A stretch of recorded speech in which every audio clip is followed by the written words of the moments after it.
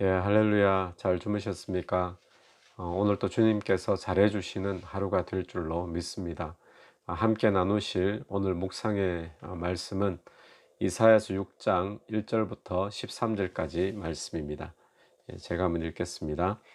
우시야 왕이 죽던 해에 내가 본즉 주께서 높이 들린 보좌에 앉으셨는데 그의 옷자락은 성전에 가득하였고 서랍들이 모시고 섰는데 각기 6 날개가 있어 그 둘로는 자기의 얼굴을 가리었고 그 둘로는 자기의 발을 가리었고 그 둘로는 날며 서로 불러 이르되 거룩하다 거룩하다 거룩하다 만군의 여호와여 그의 영광이 온 땅에 충만하도다 하더라. 이같이 화답하는 자의 소리로 말미암아 문지방의 터가 요동하며 성전의 연기가 충만한지라. 그때 내가 말하되 화로다 나여 망하게 되었도다. 나는 입술이 부정한 사람이요 나는 입술이 부정한 백성 중에 거주하면서 만군의 여호와이신 왕을 배웠음이로다 하였더라. 그때 그 서랍 중에 하나가 부젓가락으로 제단에서 집은 바 핀 숯을 손에 가지고 내게로 날아와서 그것을 내 입술에 대며 이르되 보라 이것이 내 입에 닿았으니 내 악이 제하여졌고 네 죄가 사하여졌느니라 하더라. 내가 또 주의 목소리를 들으니 주께서 이르시되 내가 누구를 보내며 누가 우리를 위하여 갈고 하시니 그때 내가 이르되 내가 여기 있나이다 나를 보내소서 하였더니 여호와께서 이르시되 가서 이 백성에게 이르기를 너희가 듣기는 들어도 깨닫지 못할 것이요 보기는 보아도 알지 못하리라 하여 이 백성의 마음을 둔하게 하며 그들의 귀가 막히고 그들의 눈이 감기게 하라.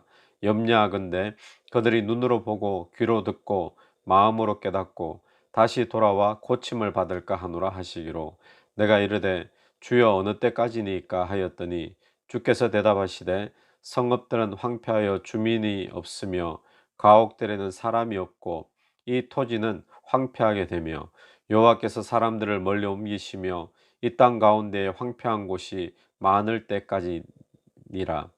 그 중에 10분의 1이 아직 남아 있을지라도 이것도 황폐하게 될 것이나 밤나무와 상수리 나무가 배임을 당하여도 그 거루터기는 남아 있는 것 같이 거룩한 씨가 이 땅에 거루터기니라 하시더라.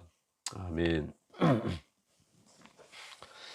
어, 이 이사야 우리가 앞부분에서 지금까지 이제 보면 이 남유다에 대한 책망의 말씀, 또 심판의 말씀, 또 경고에 대한 그런 내용들이 쭉 진행되는 가운데 오늘 이 본문은 일종의 어떤 삽입된 그런 이제 장으로 여겨집니다. 그래서 이사야가 자신이 소명받은 사건에 대해서 기록하고 있는 이제 그런 장으로 이 6장이 소개되어지고 있습니다. 내용은 이렇습니다. 이사야가 성전을 섬기는 가운데 보좌에 앉으신 거룩한 하나님의 모습을 보게 됩니다. 그리고 그 하나님을 찬양하는 스랍들의 모습을 보게 되죠. 그런 후에 그는 놀라고 또 두려운 마음에서 자기의 부정함을 또 고백하게 되고 또 그때 한 스랍이 제단 숯불을 가져와서 이사야의 부정한 입술에 대니까 그 입술이 깨끗하게 되어지는 그런 장면이 이제 오늘 본문의 앞부분의 장면입니다.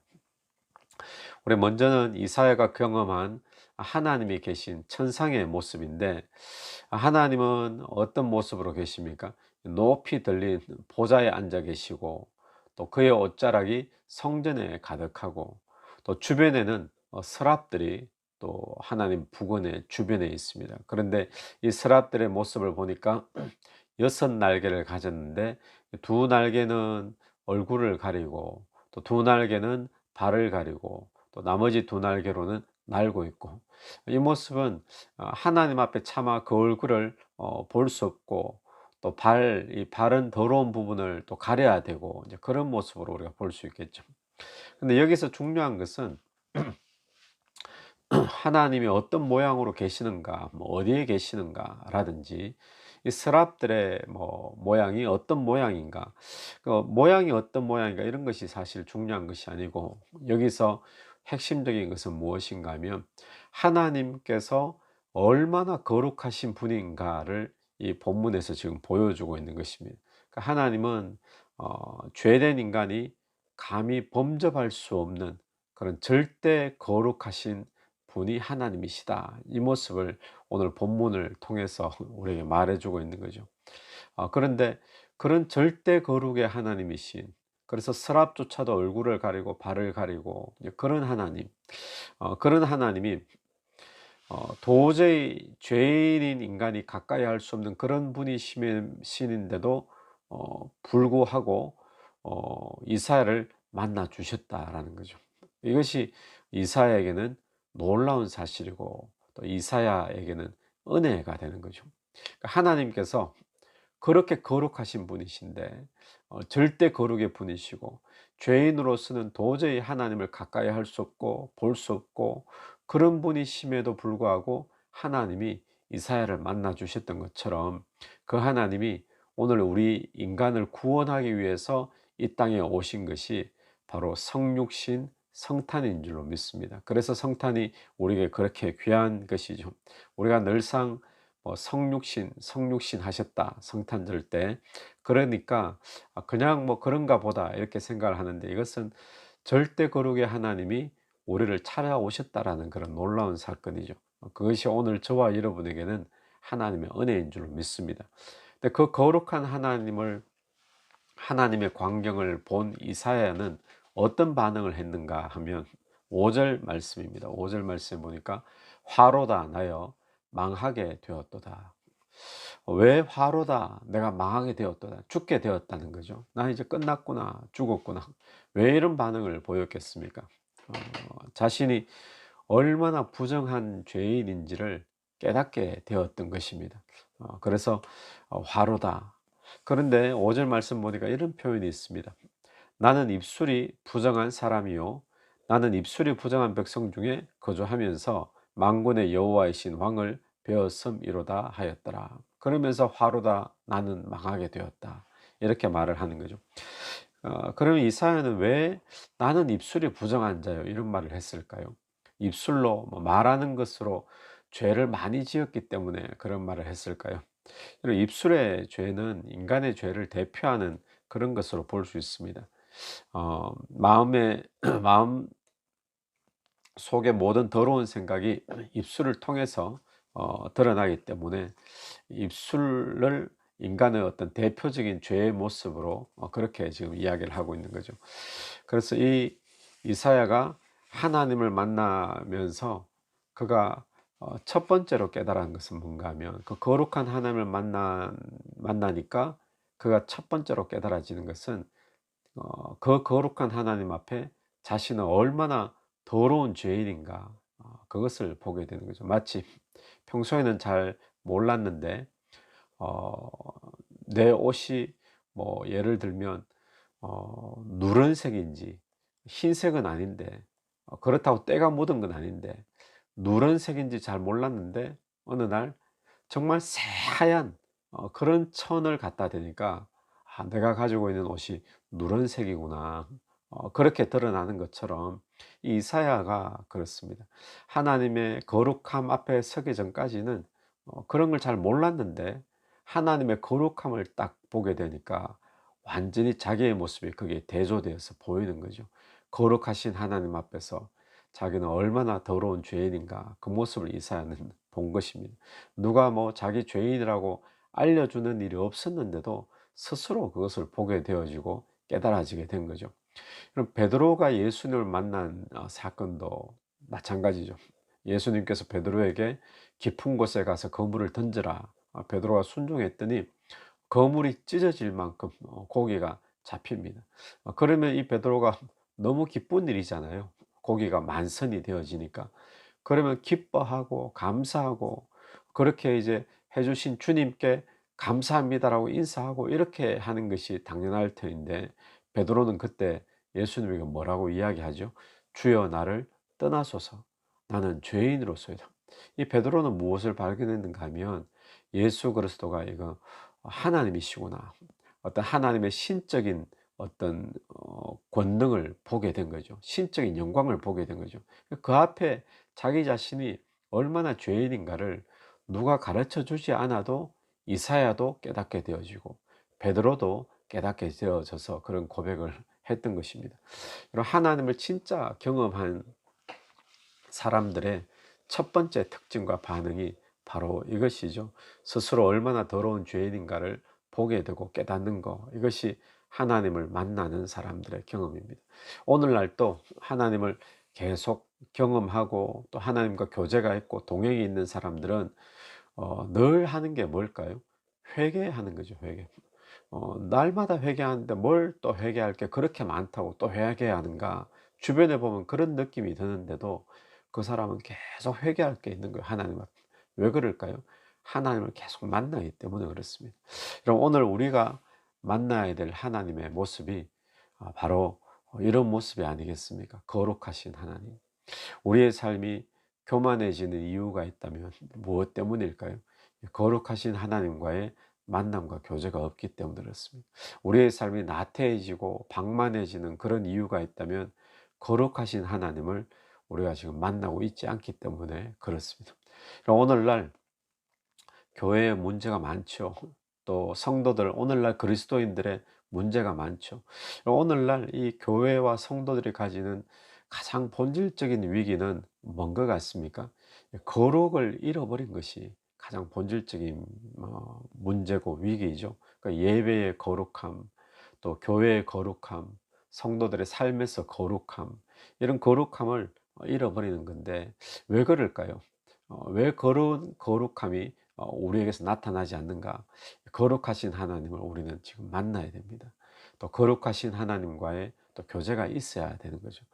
여러분, 오늘 저와 여러분이 지금 그 거룩하신 하나님 앞에 나아가게 되기를 간절히 바랍니다. 그리고는 그 거룩함 앞에서 나의 부정함을 우리는 발견해야 됩니다. 그리고는 그 부정함을 어떻게 해야 될까요? 깨끗게 해야 되죠. 그렇게 하지 않고는 주님 앞에 어떤 사람도 바로 설 수가 없는 것입니다. 그래서 이런 기도를 우리는 주님께 해야 됩니다. 주님, 저는 죄인입니다. 제단 숯불 내 입술에 되어서 나를 정결하게 하옵소서. 또 예수의 피로 나를 정결하게 하옵소서. 내가 회개합니다. 이런 회개의 모습이 이사야의 모습처럼 오늘 저와 여러분에게 있게 되기를 간절히 바랍니다. 이 제단 숯불을 이사야의 입에 갖다 대고 난 뒤에 스랍이 이런 이야기를 하죠. 7절, 그것을 내 입술에 대며 이르되 보라, 이것이 내 입에 닿았으니 내 악이 제하여졌고 네 죄가 사하여졌느니라.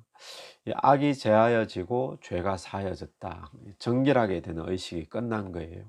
이 의식이 끝나고 나니까 천상에 있는 하나님 앞에 회의에 참석하게 되는데, 그리고는 하나님의 말씀을 듣게 되는데 8절 말씀, 내가 또 주의 목소리를 들으니 주께서 이르시되 내가 누구를 보내며 누가 우리를 위하여 갈꼬 하시니. 주님께서 내가 누구를 보내며 누가 우리를 위하여 갈 것인가, 지금 이야기를 하시는 거죠. 그걸 듣고는 앞에서는 망하게 되었다 그러면서 벌벌 떨던 그 이사야가 이제는 정결함을 얻은 다음에는 주님, 제가 가겠습니다, 자원하는 사람이 되어 버립니다. 여러분, 하나님 앞에 우리가 벌벌 떨고 내 죄를 발견하고 어찌할꼬 이런 모습도 우리에게 있는데, 우리가 하나님 앞에 죄 용서함을 받고 하나님과의 관계가 회복되어지고 하나님 앞에 서게 되어지면 우리에게 이런 헌신, 자원함, 이런 것들이 나오게 되는 거죠. 그래서 이사야가 제가 가겠습니다, 헌신을 합니다. 그런데 이 이사야가 그 말에 순종해서 이제 가서 외쳐야 될 말씀이 참 이상한 말씀입니다. 우리 9절과 10절 말씀인데요. 여호와께서 이르시되 가서 이 백성에게 이르기를 너희가 듣기는 들어도 깨닫지 못할 것이요 보기는 보아도 알지 못하리라 하여 이 백성의 마음을 둔하게 하며 그들의 귀가 막히고 그들의 눈이 감기게 하라. 염려하건대 그들이 눈으로 보고 귀로 듣고 마음으로 깨닫고 다시 돌아와 고침을 받을까 하노라 하시기로. 어떤 말씀이죠? 염려하건대 그들이 깨닫고 돌아와서 고침 받을까 내가 염려한다. 그렇게 안 되었으면 좋겠다. 이런 말투로 우리가 들리는 말이죠. 이런 하나님의 말씀을 선포하면서 뭐 회개하라. 그러면 하나님이 구원을 주실 것이다. 이렇게 외쳐야 정상이지 않겠습니까? 예, 그런데 오히려 그들의 마음을 둔하게 하고 또 귀와 눈이 감겨서 말씀을 듣지 못하게 하라. 이런 말씀으로 우리에게 들려지는 내용이죠. 이 말씀 그럼 도대체 무슨 의미일까요? 두 가지 의미가 있다고 생각합니다. 같은 의미일 수가 있는데 첫 번째는 그 백성들의 완악함을 주님이 말씀하시는 거죠. 그래서 아무리 말씀을 전해도 그들이 듣지 못한다, 깨닫지 못한다, 네, 이런 의미이고, 두 번째는 하나님의 의도는 어떤 의도인가 하면 이 이사야를 통해서 하나님께서 이루실 일이 구원이 아니라 심판이다라는 것을 분명히 해주는 그런 말씀으로 이 말씀 우리에게 있는 거예요. 그러니까 이 메시지를 들은 이사야의 심정이 어떻겠습니까? 얼마나 답답하겠습니까? 그래서 하나님 앞에 묻는 겁니다. 주님 언제까지 입니까? 언제까지 이걸 외쳐야 됩니까? 11절이죠. 내가 이르되 주여 어느 때까지니까 하였더니, 그랬더니 이제 주님의 답이 11절과 12절이 주님의 답이죠. 성읍들은 황폐하여 거민이 없으며 가옥들에는 사람이 없고 이 토지가 전폐하게 되며 사람들이 여호와께 멀리 옮기워져 그 땅 가운데 패한 곳이 많을 때까지니라. 그러니까 하나님이 심판이 이렇게 무르익을 때까지, 심판이 철저한 심판이 이루어질 때까지, 그때까지다라고 분명히 말씀하고 있습니다. 하나님은 구원의 하나님이 맞죠. 또 사랑의 하나님도 맞죠. 그런데 우리가 기억해야 될 것은 하나님은 심판의 하나님도 되신다라는 사실을 우리 기억해야 되죠. 그래서 어떤 때는 심판받고 망하는 것이 하나님의 뜻일 때가 있습니다. 종종 그럴 때가 많죠. 왜 그럴까요? 심판받고 망해야지 일단 죄에 대한 부분들은, 부정한 부분들을 한꺼풀 벗겨내야 됩니다. 그렇게 다 갈아엎어져야지, 그래야지 새로운 것이 나올 수 있기 때문에 그렇습니다. 그래서 오늘 이 마지막 절에서 그 새로운 소망을 볼 수 있는 구절이 마지막 절 13절 말씀인데 13절의 하반절을 보십시오. 밤나무와 상수리 나무가 배임을 당하여도 그 거루터기는 남아있는 것 같이 거룩한 씨가 이 땅에 거루터기니라 하시더라. 하나님께서 그런 심판 가운데서도 거룩한 씨, 거루터기를 남겨두셔서 미래에 대한 소망을 보게 하신다라는 말씀이죠. 여러분, 오늘 이 말씀은 이 말씀의 핵심을 한 가지 이야기하라면 오늘 본문의 핵심은 하나님의 거룩, 하나님의 거룩. 그 하나님의 거룩을 앞에 이사야는 자기의 부정함을 고백할 수밖에 없었고, 그래서 그 부정함을 하나님 앞에서 다시 정결케 되는 씻음 받아야 되었었고, 씻음 받게 되어지니까 하나님의 음성이 들려지고 하나님의 그 음성 앞에 헌신하고 주여 내가 여기 있습니다, 헌신하고 나갈 수가 있게 된 거죠. 여러분, 오늘 저와 여러분이 만나야 될 하나님, 거룩하신 하나님이신 줄 믿습니다. 그 거룩하신 하나님 앞에 나아가게 되는 그런 복된 하루가 되기를 간절히 바랍니다. 기도드리겠습니다. 하나님, 은혜를 감사합니다. 주님, 우리의 삶에 오늘도 또 거룩하신 하나님 앞에 나아가는 삶이 되게 도와주옵소서. 그래야 내가 하나님 앞에서 얼마나 부정한 자인지, 더러운 죄인인지를 다시 한번 더 깨닫고 보게 도와주시옵시고, 또 늘 회개하며 주님 앞에 교제가 회복될 수 있도록 은혜 베풀어 주옵소서. 그리하여 주의 음성을 듣기를 원합니다. 주의 사명을 붙잡는 자 되기를 원합니다. 또 주님께서 사람을 찾으실 때 그리하여 내가 여기 있나이다라고 고백하며 주의 사명 감당할 수 있는 우리 모두가 될 수 있도록 은혜 베풀어 주시옵소서. 예수님 이름으로 기도드립니다. 아멘. 오늘 하루도 저와 여러분의 삶에 거룩이 회복되어지는 그런 삶이 되기를 간절히 바랍니다.